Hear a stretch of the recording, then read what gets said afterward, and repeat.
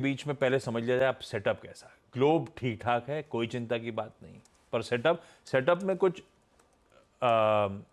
Concerns आपने सुबह highlight करे थे, पर वो कंसर्न्स ऐसे नहीं थे कि अपन बाइंग ना करें बाजार में। वो कंसर्न्स थोड़े से और एलिवेट हो रहे हैं क्या? थोड़े से और एलिवेट हो रहे हैं, लेकिन अगेन क्योंकि आज और कल में एक्सपायरी हो जाएगी, इसके लिए मैं उसको बेनिफिट ऑफ डाउट दूंगा। ओके। और क्या होता है आशीष, कई बार जब market start of the series में अगर ये वाले क्यूज होते हैं ना, तो मैं कहता कि अब कॉशियस हो जाइए। लेकिन जब आप एक्सपायरी के इतने करीब होते हैं तो मार्केट, अब ये मार्केट जो है ना, अगर आपने शॉर्ट करा हुआ है इस मार्केट में तो आपको इतनी आसानी से एग्जिट देगा नहीं, पेन से रिलीव नहीं करेगा ये मार्केट। अब आपको ये मार्केट आपको और पेन देगा। ठीक है, अब आप भले कहें पुट कॉल रेशो इतना महंगा हो गया है, इतने स्टॉक बैन में है, सब कुछ है, उसके बाद भी मार्केट चलेगा। सिंपल। अब कल क्या हुआ है, कल एफआईएस ने बाय किया है 1175 करोड़, लेकिन कॉन्टेक्स्ट में रखिए 3500 करोड़ की डिलीवरी बाइंग जैसा हमने बताया कल सिर्फ एचडीएफसी बैंक में हुई है। और एचडीएफसी बैंक में लार्जली एफआईएस की ओनरशिप है, तो अगर उसका आधा भी मान ले कि एफआईएस की तरफ से आया है तो 1700 करोड़ के करीब एफआईआई की बाइंग सिर्फ एचडीएफसी बैंक में हुई होगी। तो इस कॉन्टेक्स्ट में रखकर देखिए इस नंबर को, तो कोई दिक्कत नहीं है। इंडेक्स फ्यूचर से बाइंग एफआईएस की तरफ से 2700 करोड़ की, अब ये प्योर मोमेंटम चेजर्स मार्केट हो गई है और एफआईएस भी मोमेंटम चेज कर रहे हैं, कोई दिक्कत नहीं है। और स्टॉक फ्यूचर्स में 1118 करोड़ की बाइंग है। और विद इन इंडेक्स फ्यूचर्स क्या हो रहा है, अब बैंक निफ्टी में ज़्यादा बाइंग आ रही है। कल 1534 करोड़ बैंक निफ्टी में बाइंग हुई और 1134 करोड़ निफ्टी फ्यूचर्स में बाइंग हुई। और अब आप ट्रेंड देखिए, पिछले 5 दिन का सिर्फ एक दिन हल्की सी सेलिंग हुई थी, अदरवाइज इंडेक्स फ्यूचर्स में हर दिन बाइंग हो रही है। कल भी देखिए, अच्छा अब शॉर्ट कवरिंग नहीं बची है मार्केट में, अब शॉर्ट्स तो सारे उड़ चुके हैं, अब तो लॉन्ग ऐड हो रहे हैं। एफआईएस की तरफ से भी कल 47,146 कॉन्ट्रैक्ट लॉन्ग ऐड हुए हैं, शॉर्ट सिर्फ 7,900 ऐड हुए हैं। और अब वो वीरू वाला जो चार्ट है ना, एक बार वो देख लेते हैं। ये देखिए आशीष चार्ट, ये अभी बिल्कुल चार्ट जो है कहाँ से कहाँ बदल गया एकदम, बिल्कुल नेट लॉन्ग मेरे ख्याल से हिस्टोरिकली अब तक के हाईएस्ट नेट लॉन्ग्स हैं सिस्टम में। और करीब करीब हम पहुंच चुके हैं 61-62 पे। हाँ, 61-62% पे, 61.5% पे, और 1.5 लाख कॉन्ट्रैक्ट के हिसाब से। अगर आप एडजस्टमेंट भी कर दें प्रीवियस लॉट साइज के हिसाब से तो 75,000 के हिसाब से वो हो जाएगा। तो ये मैं इसलिए इसको ज़्यादा वरी नहीं कर रहा हूँ क्योंकि कल एक्सपायरी हो जाएगी।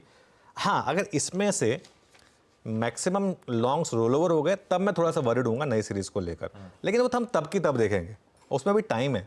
यहाँ से लेकर फ्राइडे तक मार्केट कहाँ से कहाँ जा सकता है कोई नहीं कह सकता। तो इसके लिए अभी इस डेटा को मैं पॉजिटिवली देखूंगा, अभी इस डेटा को मैं नेगेटिवली नहीं देखूंगा। और एक चीज़, पुट कॉल रेशो 1.38 पर, लेकिन ध्यान रखें फिर से वही बात कि पुट कॉल रेशो, ये इंडिया विक्स से कल थोड़ा सा बढ़ा था, लेकिन put call ratio 1.38, 1.5, 1.6 absolute peak zone होता है। लेकिन अगेन क्योंकि हम एक्सपायरी के इतना करीब है तो लोग थोड़ा सा रिस्क ले रहे हैं एक्सपायरी वाला, तो इसके लिए इसको भी थोड़ा बेनिफिट ऑफ डाउट दूंगा मैं। कोई दिक्कत नहीं है सेटअप में, ओवरबॉट, लेकिन कल भी ओवरबॉट था और कल बड़ी रैली आई और ओवरबॉट हो सकता है, ये कोई दिक्कत नहीं है। और बैन की बात और कर लेते हैं। बैन में 4 स्टॉक्स बाहर आ गए कल, बलरामपुर चीनी, चंबल फर्टिलाइजर्स, ग्रैन्यूल्स और पीईएल, और अब 4 ही रह गए स्टॉक्स। तो ये भी एक मामला अच्छा ही है कि 4 स्टॉक्स बैन से बाहर आ गए। वैसे बैन से बाहर आने से आज इन स्टॉक्स पे इतना फर्क पड़ेगा नहीं, क्योंकि अब आप वेंसडे में तो इस महीने के वैसे भी आप ऑप्शंस ले नहीं पाएंगे, जो भी करना आपको अगले महीने में करना पड़ेगा।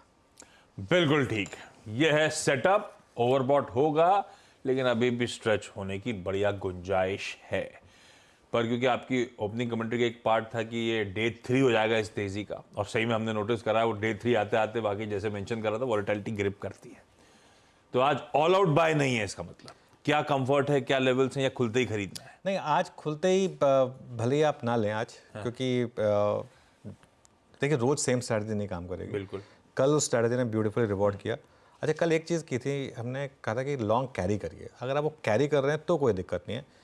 देखिए पहले तो रेजिस्टेंस बात कर लेते हैं हम, 23,750 से 23,800, कल का हाई 23,754 पर है।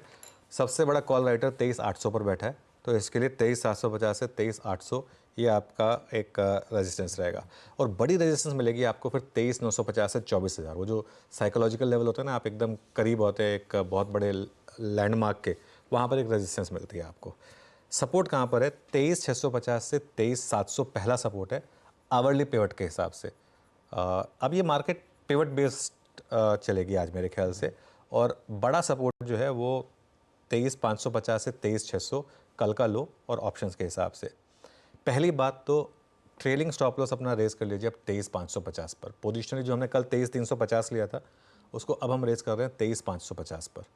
यहाँ पर ले आइए, मतलब कल के लो से बस 10-12 पॉइंट नीचे, ये आपका ट्रेलिंग स्टॉप लॉस हो जाएगा।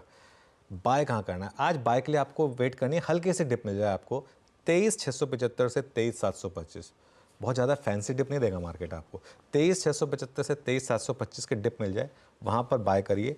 और अगर एक गॉड्स एंड गिफ्ट मिल जाए आपको 23,550 से 23,600 से 23,675 के डिप मिल जाए, अगर उसमें ऐड कर दीजिए। इससे ज़्यादा फैंसी डिप देगा नहीं मार्केट आपको। इससे ज़्यादा फैंसी डिप देगा तो मतलब कुछ ना कुछ गलत हो गया मार्केट के साथ। इससे ज़्यादा फैंसी डिप देगा नहीं मार्केट आपको, लेना आपको यहीं पड़ेगा फिर। और उसमें आपको एक स्टॉप लॉस लगाना होगा लॉन्ग ट्रेड्स 23,550 का। वो सेम है एग्जिस्टिंग लॉन्ग्स के लिए भी और फ्रेश लॉन्ग्स के लिए भी।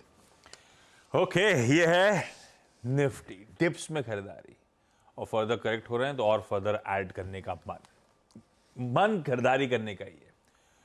एक्सपायरी के टारगेट्स ऊपर के हैं और इवेंचुअली टारगेट्स और शायद एग्रेसिव देखने को मिले बजट तक। ये बात हो रही है इस हफ्ते अपने, और धीरे धीरे बाजार उसी डायरेक्शन में बढ़ता ही चले, धीरे धीरे नहीं कहूंगा, जरूरत से ज्यादा तेजी से बाजार उस डायरेक्शन में बढ़ता ही चले जा रहा है। और मदद हो रही है निफ्टी बैंक से। हमने बाहुबली HDFC बैंक की बढ़िया चर्चा करी और रुकने नहीं वाला। ईयर हाई से किसिंग डिस्टेंस 2-3% दूर खड़ा हुआ है और उसी तरफ अग्रसर है। निफ्टी बैंक कैसा पोजीशन, ये मोमेंटम को आप कैसे प्ले करें? जो अब इस बस में फ्रेश एंट्री करने का मन बना रहे हैं वो क्या करें?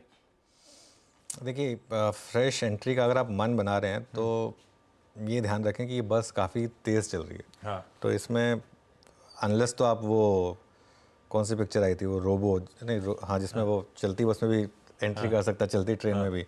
अगर आपके अंदर वो कैपेबिलिटी है तभी करिए, वरना फिर अगली बस का वेट करिए। वैसे चलती बस से याद आया, चढ़ती बस पे चढ़ जाओगे, उतरना मैं मुंबई आके मुझे रियलाइज हुआ था जब मैं चलती लोकल से उतरा था तो पता नहीं था कि साथ साथ भागना पड़ता है। तभी तो चढ़ना भी मुश्किल है और उतरना भी और मुश्किल हो जाता है। खैर, क्या अप्रोच रखेंगे? लेकिन ये सब करिएगा मत। ये सब जो आशीष बता रहे, जब हम मुंबई आए थे तब मजबूरी थी प्लस एज साथ में थी।